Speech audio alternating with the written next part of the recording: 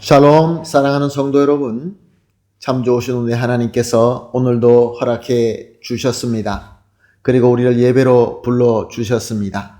감사하는 마음으로 새벽 예배를 시작하겠습니다. 기도합니다. 사랑과 은혜가 풍성하시고 존귀하시고 참 좋으신 하나님 감사합니다. 지난밤도 주님께서 함께하여 주시어서 편하게 쉬게 하시고 이렇게 회복하고 주님 앞에 나와 예배드리게 하여 주시니 감사합니다.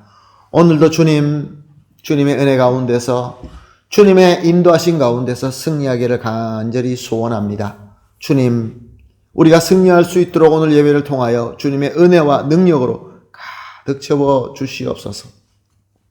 또한 하나님 아버지 연약하고 또 여러 가지 문제와 힘든 것으로 고생하시는 성도님을 위해서 기도합니다. 특별히 병으로 고생하시는 성도님들이 계십니다. 수술하시고 병원에 입원하시고 또 여러 가지 치료를 받으시고 약을 드시며 힘들어하시는 성도님들이 있습니다.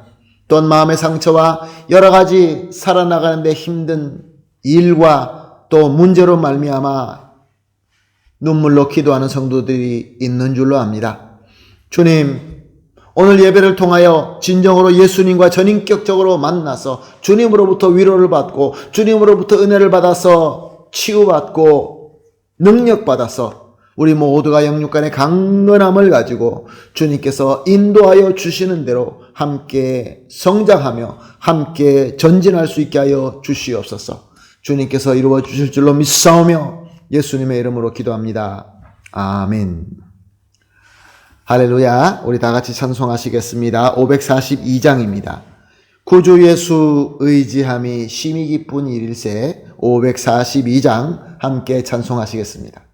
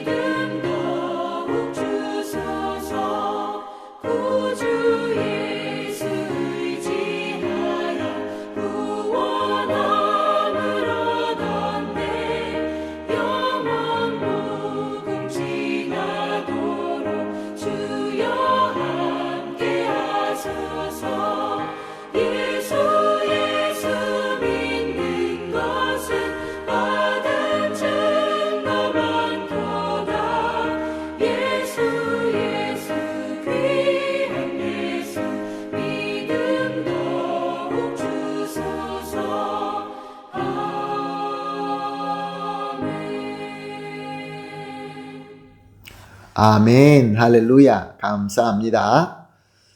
하나님 말씀 보시겠습니다. 요한복음 20장 11절에서 15절 말씀입니다. 요한복음 20장 11절에서 15절 말씀 함께 보시겠습니다. 마리아는 무덤 밖에 서서 울고 있더니 울면서 구부려 무덤 안을 들여다보니 흰옷 입은 두 천사가 예수의 시체 누인 곳에 하나는 머리 편에 하나는 발 편에 앉았더라. 천사들이 이르되 여자여 어찌하여 우느냐 이르되 사람들이 내 주님을 옮겨다가 어디에 두었는지 내가 알지 못함이니이다. 이 말을 하고 뒤로 돌이켜 예수께서 서 계신 것을 보았으나 예수인 줄 알지 못하더라. 예수께서 이르시되 여자여 어찌하여 울며 누구를 찾느냐 하시니 마리아는 그가 동산직인 줄 알고 이르되 주여 당신이 옮겼거든 어디에 두었는지 내게 이르소서. 그리하면 내가 가져가리이다. 아멘.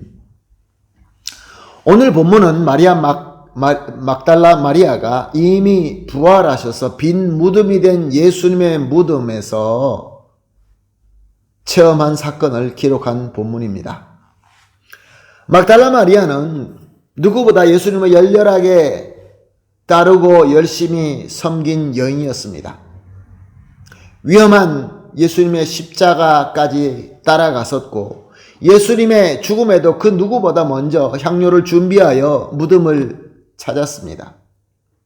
예수님의 무덤에 비어있는 것을 보고 열심히 달려가서 예수님의 제자들인 베드로와 요한을 불러왔습니다. 베드로와 요한은 예수님의 빈 무덤을 보고 그냥 그들은 떠나갔지만 그녀는 끝까지 울면서 예수님의 시신을 찾고 있었던 것입니다. 그런데 이 마리아가 혹시나 하고 다시 예수님의 무덤을 들여다 보았더니 놀라운 것을 보게 됩니다.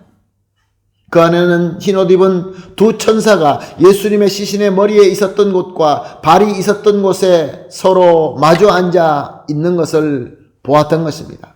그리고 천사들은 이렇게 얘기합니다. 여자여 어찌하여 우느냐.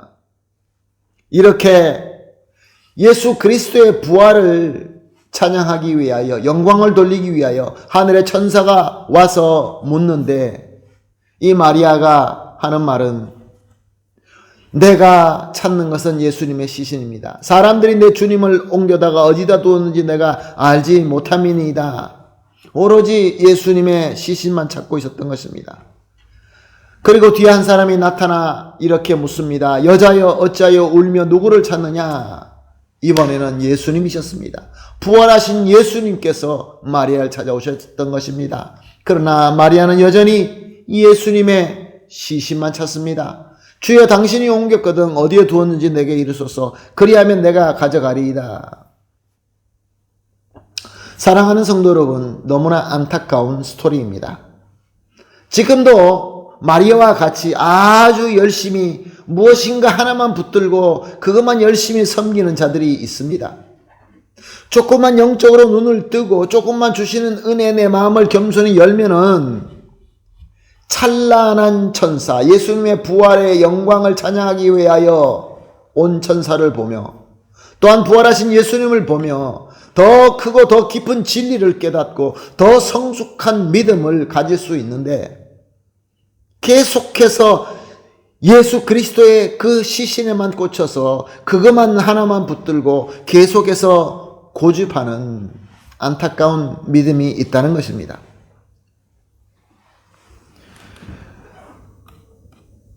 막달라 마리아는 7 귀신에 들려서 지옥과 같은 삶을 살고 있었습니다. 그러나 예수님을 만나서 예수님께서 그 귀신을 내쫓아 주심으로 말미암아 자유함을 얻게 됩니다. 얼마나 감사합니까? 너무나 귀한 체험입니다. 할렐루야. 그리고 또 마리아는 예수님을 따라다니면서 예수님의 대속의 희생과 죽음을 보았습니다. 그래서 예수님의 대속의 희생과 죽음이 얼마나 대단한 사랑이며 얼마나 큰 섬김인지 누구보다 더 잘 알 수 있는 경험을 했던 것입니다. 이렇게 우리는 우리 경험으로 말미암아 예수님을 체험할 수 있고 그의 능력과 희생을 알 수 있게 됩니다. 그래서 감사합니다. 그런데 사랑하는 성도 여러분, 문제가 있습니다. 잘 들으시기를 간절히 소원합니다. 예수님과 예수님의 능력을 오직 내가 경험한 나의 체험 가운데만 두고 그로 말미암아 내가 만든 한계 속에 예수님과 예수님의 능력을 둔다는 것입니다. 예수님께서는 여러 번 말씀하셨습니다. 부활할 것이라는 것을. 3일 만에 부활할 것이다. 말씀으로 이미 계시하신 것입니다.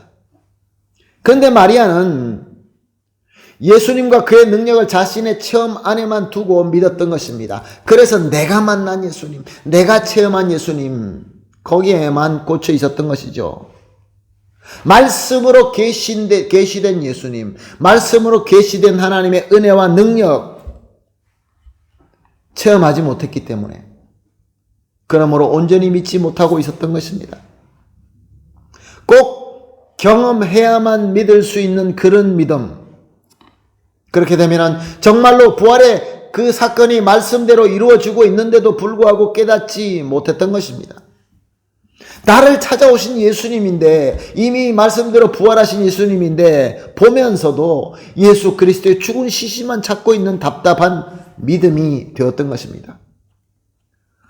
사랑하는 성도 여러분, 말씀은 주님께서 죽으심으로 우리의 죄를 대속해 주시고 부활하심으로 우리에게 승리의 은혜를 주신다라고 말씀하셨습니다. 당시 마리아는 이것을 체험했지만 저와 여러분은 체험하지 못했습니다.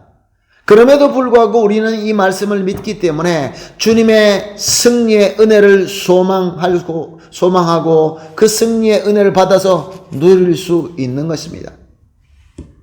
또한 말씀은 승리의 은혜를 받은 성도들이 성령으로 충만하게 되어서 우리 서로가 예수 그리스도의 사랑으로 사랑하고 용서해주고 안아주고 말도 안 되는 일이 있어도 그것을 다 그리스도의 사랑으로 서로 하나가 될 수 있어서 주님의 몸된 교회를 이루고 다 함께 예수 그리스도의 장성한 분량까지 자랄 수 있다라고 말씀하고 있는 것입니다. 사랑하는 성도 여러분, 이것은 우리가 어쩌면 아직 경험하지 못할 수도 있습니다. 경험을 해도 부분적으로 경험할 수 있습니다. 그러나 경험 안에 그 한계 속에서 믿는 믿음은 정말로 놀라운 역사가 일어나도 믿을 수가 어렵게 되는 것입니다. 그러나 말씀을 믿고 있다고 한다면 말씀은 하나님의 능력의 말씀이고 꼭 이루어지는 말씀이라고 우리가 믿고 있다고 한다면 지금 우리에게 문제가 많고 우리에게 부족함이 많아서 아직 이런 일들이 온전하게 일어나지 않는다 할지라도 우리는 무한하신 주님의 은혜를 믿고 소망하며 섬길 수 있는 것입니다. 사랑할 수 있고 용서할 수 있고 품어줄 수 있는 것입니다. 그리고 말씀은 성령 충만한 성도들이 예수님과 그의 복음을 모든 민족에게 증인이 된다라고 말씀하십니다.